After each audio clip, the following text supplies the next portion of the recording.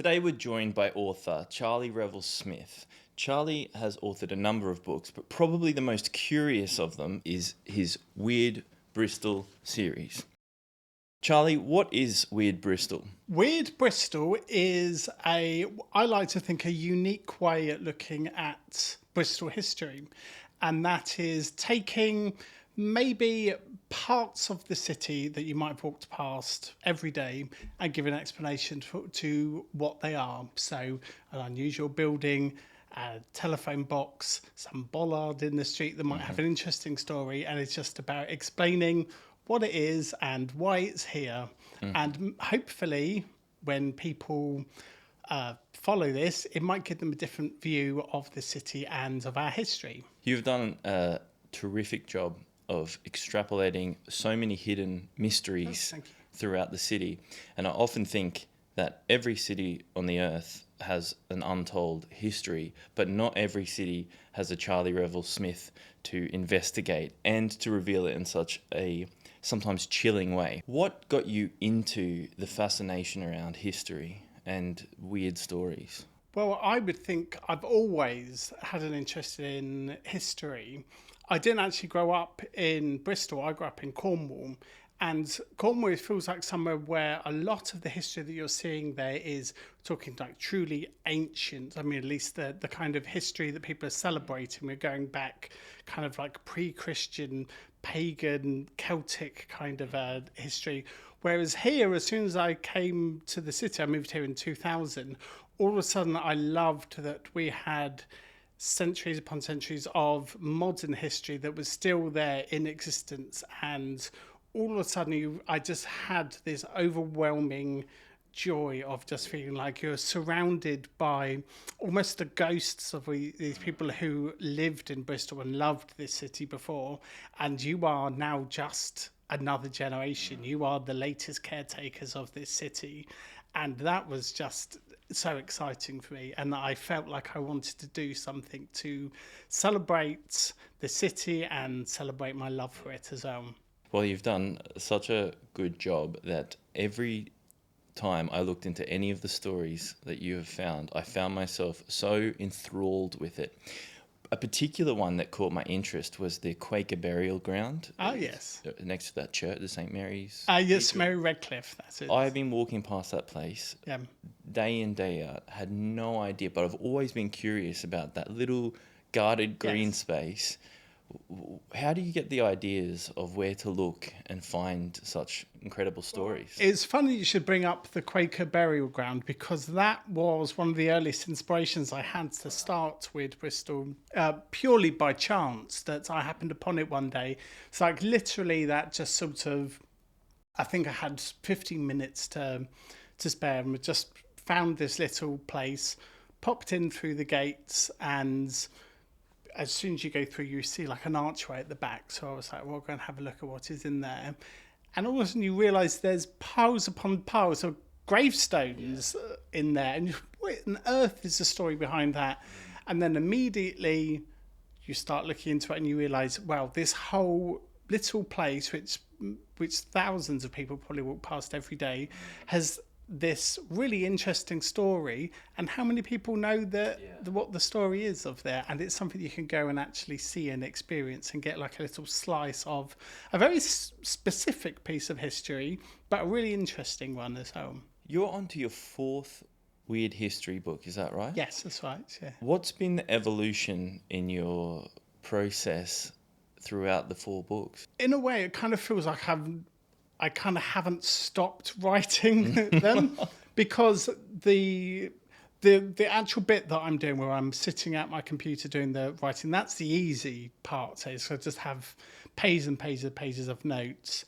The rest of the time, it's just non-stop research and getting names, dates, and also just doing research for what are the other interesting parts. So as soon as I finished the first one, I was kind of straight onto the second one, and then so forth. So it's just writing the books has just kind of been the extension of doing the social media stuff. It's kind of just been almost like the byproduct of it. That eventually I got enough information I can transfer that to the page.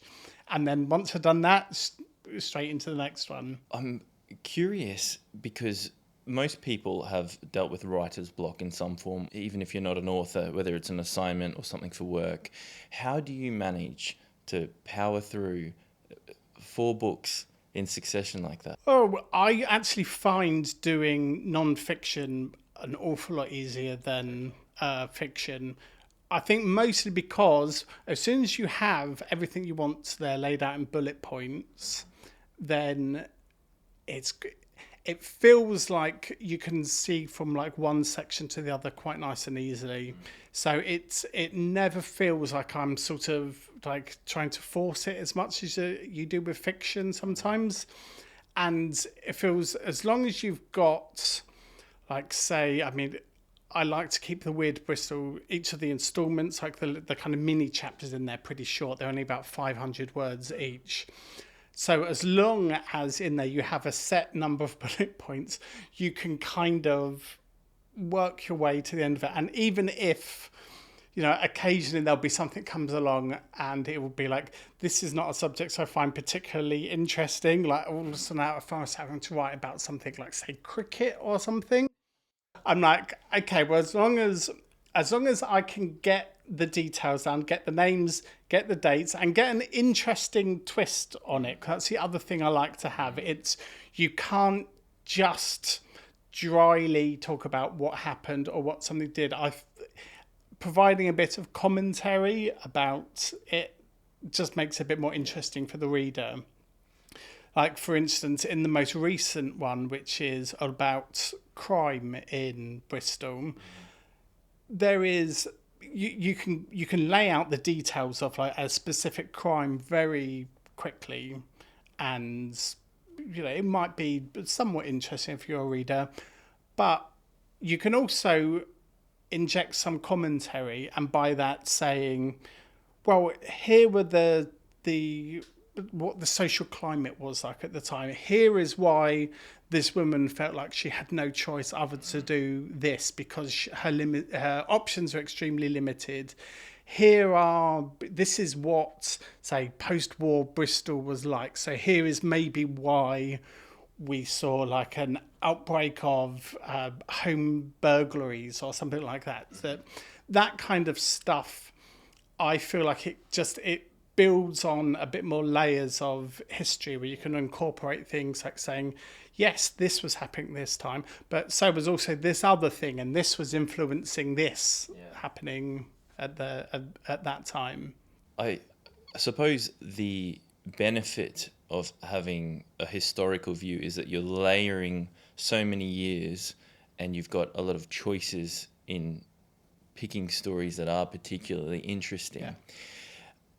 For anybody that hasn't read or is unfamiliar with your works, I just want to push on the point of how incredibly interesting and, as I mentioned, chilling these stories are. Could you give us a little taste of maybe one of the more chilling aspects of the stories? Okay, well, the number one that I will always go for in that, probably I would think, well, there are a lot of kind of chilling stories of Bristol, but the one which always stands out because being able to actually see an artifact from this crime it's so extraordinary. But it is the murder of Eliza Bousham. I think I'm pronouncing that surname right. I know it's spelled in many different ways. The man who was found guilty of her murder was called John Horwood. And the circumstances, it was in 1821.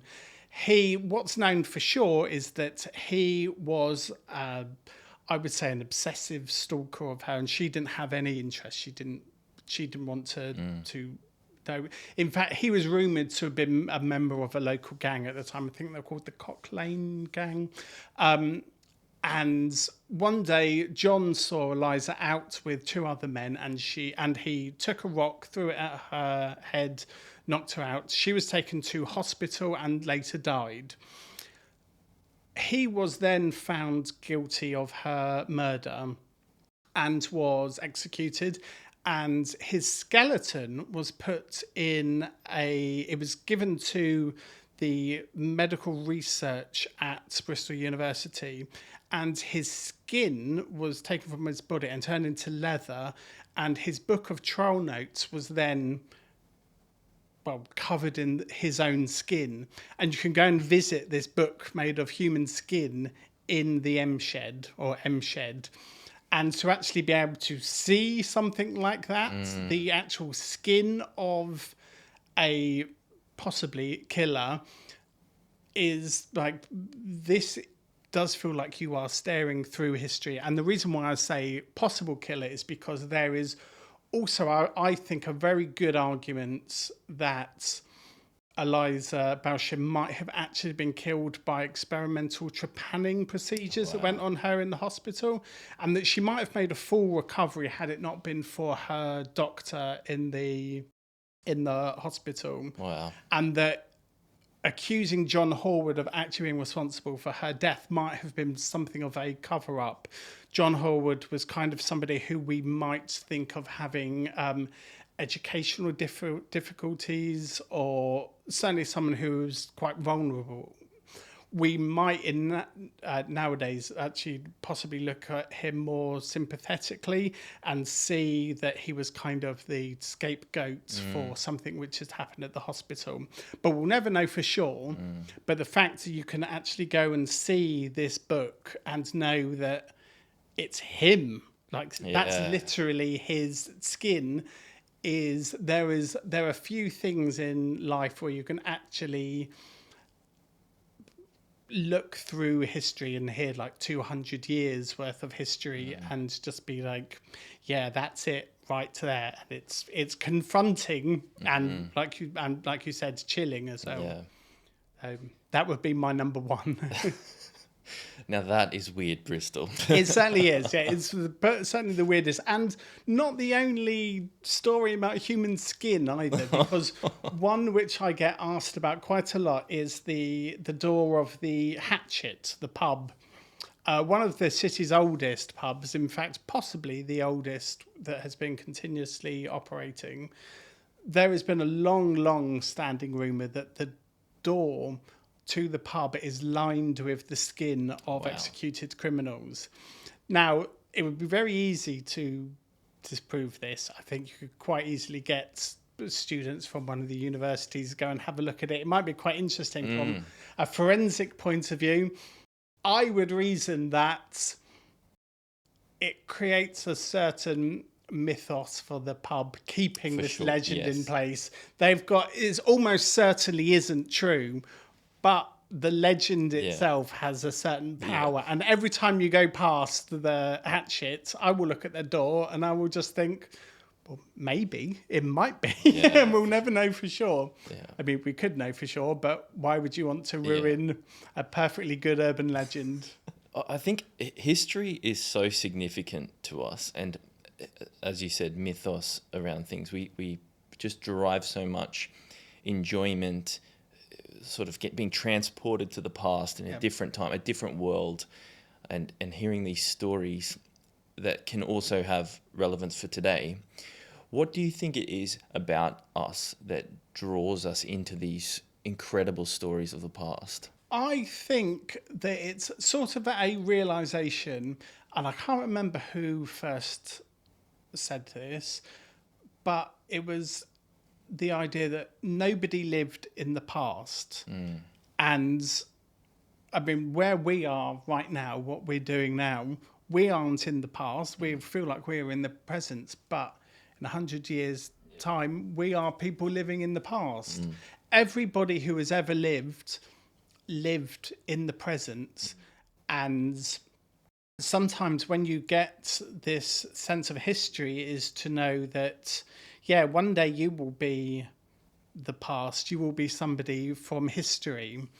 But right now you feel like you are, we are living in the most modern time there's ever been. Course, but it won't be forever. And so we are, the time in which we live now, at one point in history, this will be something that people will be rifling through and seeing how we lived in the same way. It's kind of like seeing yourself as like your step on a staircase or on a ladder or something like that. It's getting a real sense of your place in time and just being able to appreciate that I am here, but I won't be here forever. And it's just quite a philosophical way of looking at life. And I think when you take like the boundaries of a city, then you're able to say like, well, this is our story of us as Bristolians, and I use Bristolians as the loosest term possible of anybody who feels like they are a Bristolian. This is all of our story, and our one will be history one day. But where we are right now, we can also appreciate the stories of people who came before us as well. And I just think it's a really nice way of thinking of life. I mean, even where we are sitting right now, we are just on an industrial estate in South Bristol. But just around the corner, there is a street, I think it's called Prince's Street, and it's named after a Princess Street. It's named after Princess Caribou, who lived, she had a house around here. She was called Mary Baker, and she claimed to be a princess of a faraway land, and it was kind of a ruse she managed to carry off for quite a while. It was closer to a few months than some people would claim that she'd managed to do it for years. But she lived right here. She managed to have this fabulous life, at least for a short amount of time. She came back. She ended up being a leech seller, so it was quite short-lived. But there is still a remnant of her in the street names, and there was a street dedicated to where she actually lived here. And Mary Baker, she carved out a name for herself in this strange way as a fraudster. But yeah, wherever you are you're walking over the stories of other people.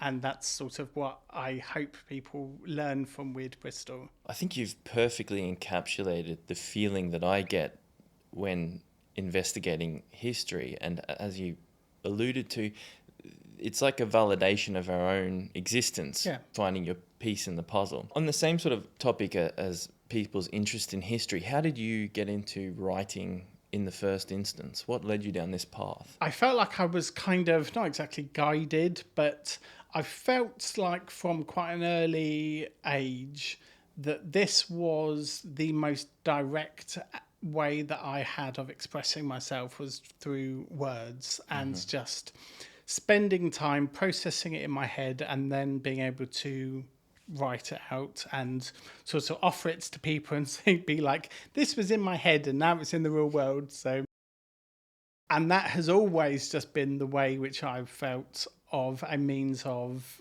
expression of artistry. And I've never entirely felt compelled to do anything else other than write.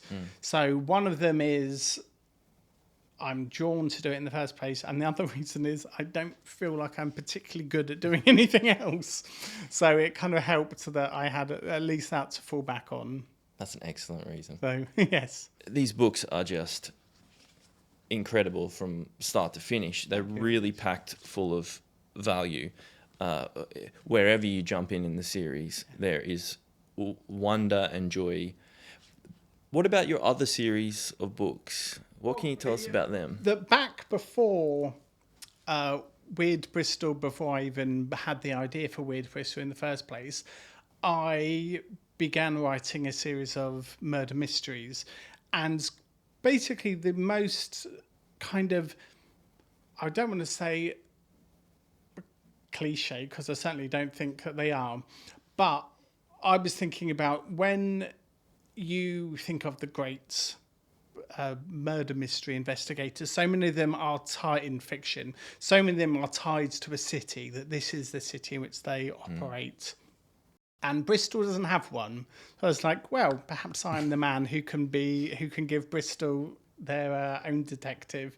And he ended up not being a detective in the end. He became a funeral director. Right. I just thought it was a really interesting perspective to tell it from, and have somebody who him and his assistant that it's their comfort in being in the close proximity to death, being surrounded by death, gives them this kind of unique ability to understand people.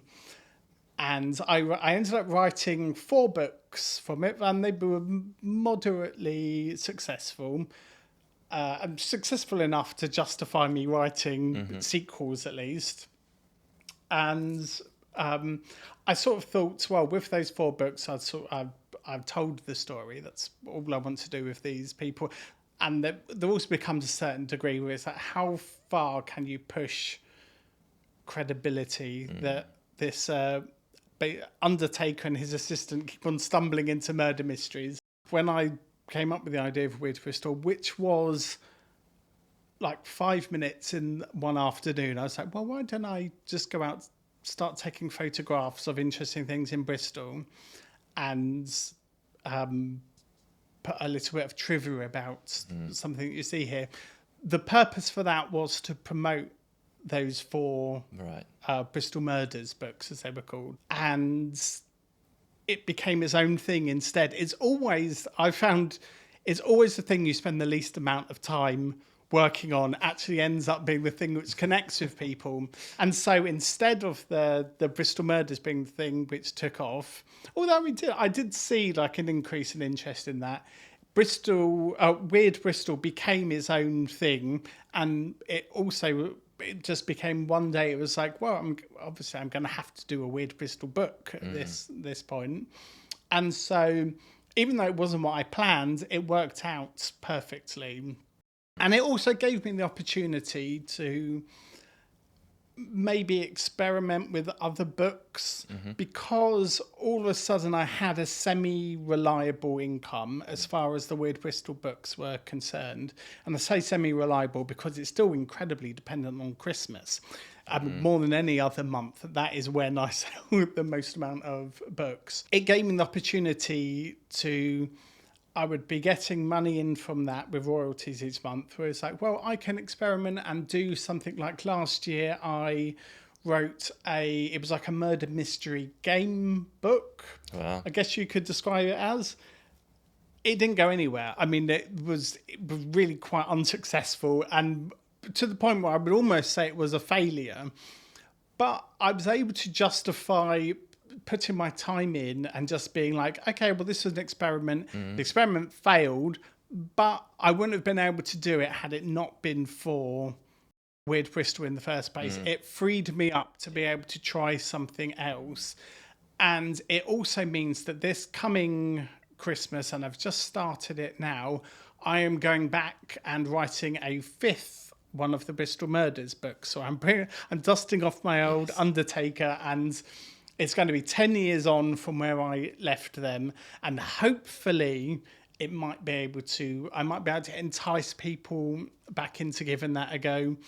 And again, if people aren't interested, well, I also have another Weird Bristol book in the works as well. The next one is going to be Weird Bristol Supernatural, and it's just kind of spooky stuff. There are plenty of ghost stories and folklore.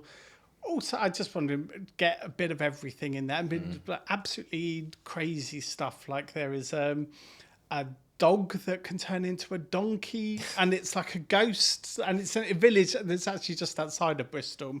I can cast quite a wide net and just tell all of these kind of like more unusual stories.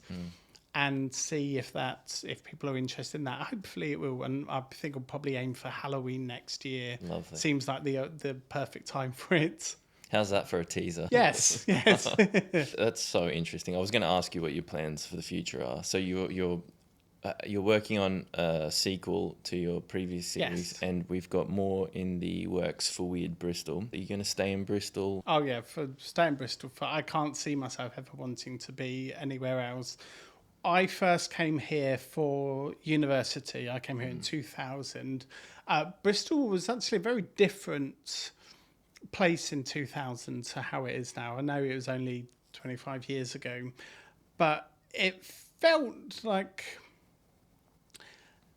when you grow up in a small village that I did, it can feel really quite at times really quite oppressive, quite scary.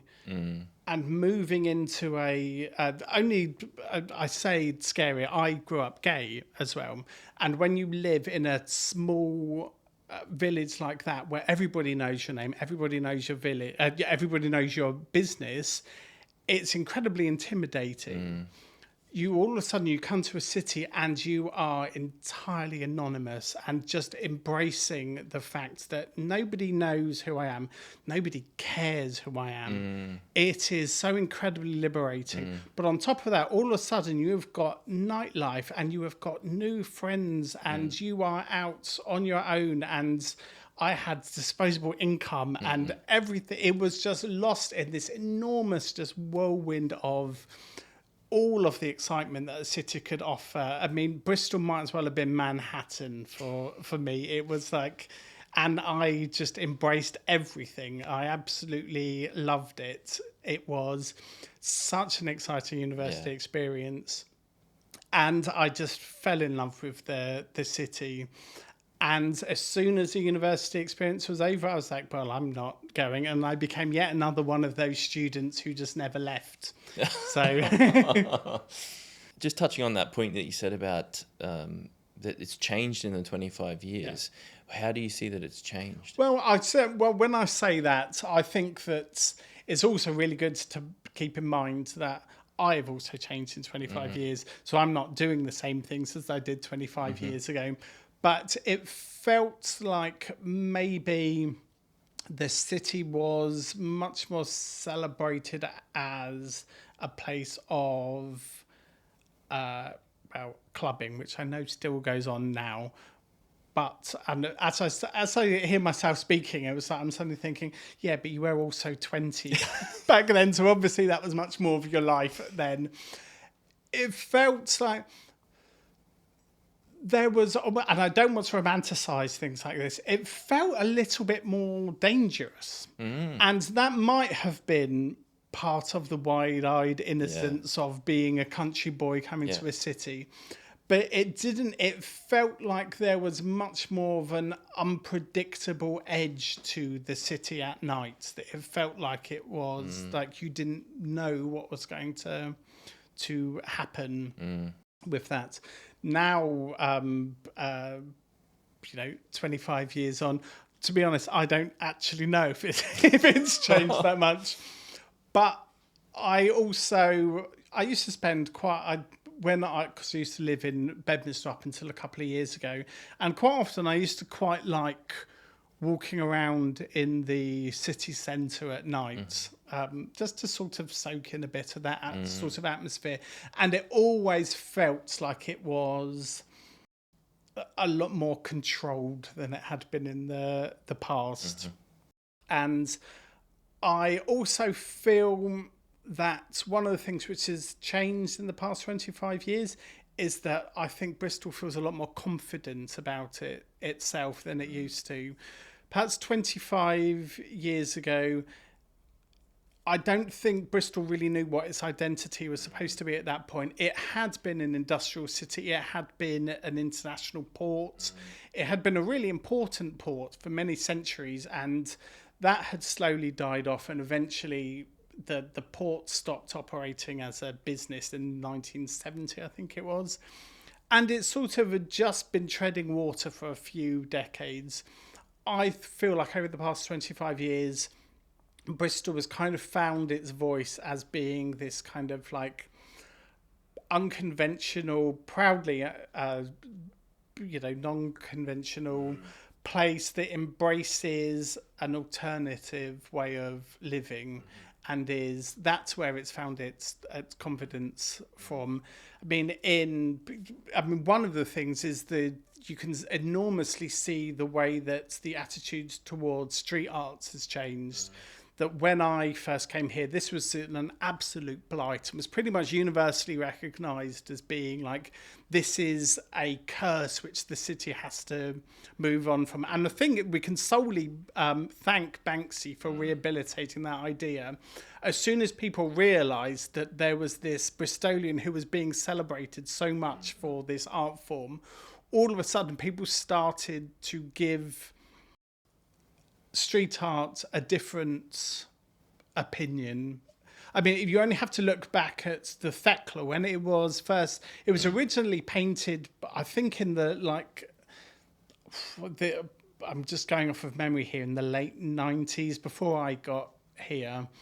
It was painted by Banksy on the side of it. It was a picture of Death the Ferryman. Mm-hmm. And the council, without permission from the Thekla owners, painted over it, because it was just assumed that if there was graffiti on your property, you would want it to be gotten rid of. And the Thekla owners, they didn't actually want that. They were quite happy for this. It might even have been done with permission in the first place. But the council also were thinking like, well, we have a policy that as soon as it's seen, it's painted over to prevent the spread of it. Almost like a quarantining. We need to put an end to street art wherever we see it. Now, in 2025, we now see it not just being celebrated, but there being an entire festival of it, and it being the place which people think of when they think of Bristol. And it is all thanks to Banksy, and it is thanks to people giving it a second chance and just thinking, well, hang on a minute, this could actually be something which Bristol sees as being one of its greatest positives, as being like, this is the way that we flood the streets with colour rather than paint over it and just have everything be uniform. Such a fascinating point that you've touched on there, because I can empathise with that. I came from a small town going to the big city, feeling like there's electricity in the air, you know, and then as time goes on, that electricity sort of fades and becomes something else. What I'd say about Bristol specifically is it just has such a compelling story. Like everything you've said about Banksy, the whole mystique around him, the hiding the identity, supported by the people, and initiating something that was probably already in the hearts of people, and then and has evolved into what it is now. What lesson from the past should we still carry on today from that time? Because we've changed. You know, the whole world's changed. But what's important to keep in the forefront of your mind? I think, strangely enough, the thing to keep in the forefront of your mind when you think of Bristol or any city is that everything is temporary. That you see how much... you can look at pictures of Bristol from 25 years ago, from 50 years ago, 100 years ago, and you could be looking at a completely different city. I was watching a TV show that was filmed, I think, in the late 70s in Bristol. It was called Shoestring. A really fun show about kind of like he's a radio host, and he ends up getting entwined in a bunch of crimes and things like that. Really fun show, but it's so hard to know where you are in Bristol when you're looking at it, because it has changed so massively. The only real way that you can is the churches are one thing. If you can recognise a distinct church, they are always the same regardless of centuries. All of the buildings around them have been knocked down or, you know, rebuilt or repainted or remodelled. A city is always changing, and especially in somewhere like Bristol, which has a really large student population, the people who live here are changing all of the time. I mean, every September there's a whole flood of new people into the city, that you kind of have to get yourself into a mindset that everything is temporary. And if you came back to this place in a decade, exactly where you are, it might look entirely different. I mean, you look at Bedminster right now, how it was just, say 5 years ago, and there was not a single high-rise or block of flats or like that around this area. No, it really has been rehabilitated. You could say gentrified into a new identity, but has suddenly become the kind of place that feels really rejuvenated and exciting. And maybe in the past it had been somewhat neglected. And this is talking as somebody who lived here for 20 years and loved living here. That all of a sudden, when things change, there can be this sort of natural instinct to fight against it.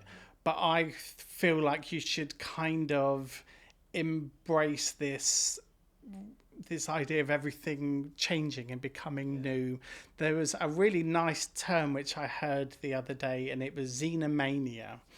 And it's the opposite of xenophobia, I think, which is basically the fear of things being different, whereas xenomania is like the love of change. And I was like, that's a really good attitude to have about culture and society and cities. That one of the exciting parts about them is that it's not going to be like this forever. And it's going to be something new. It might be something better, might be something you don't like quite as much, but it's going to keep on changing and evolving into something interesting. It's really interesting. I've never heard that term, but I'm glad that you brought that up. That actually sums up Bristol's identity, in my views, coming from a international. It is that's what it is. It's so proud of its ability to change and constantly be changing and on the cusp of that. Something I find really encouraging about you and your work is that you have an idea and then you put it out into the world, and a lot of people struggle with that. And as you said, you've put things out and sometimes they don't work out, but that's just part of the journey. Yeah.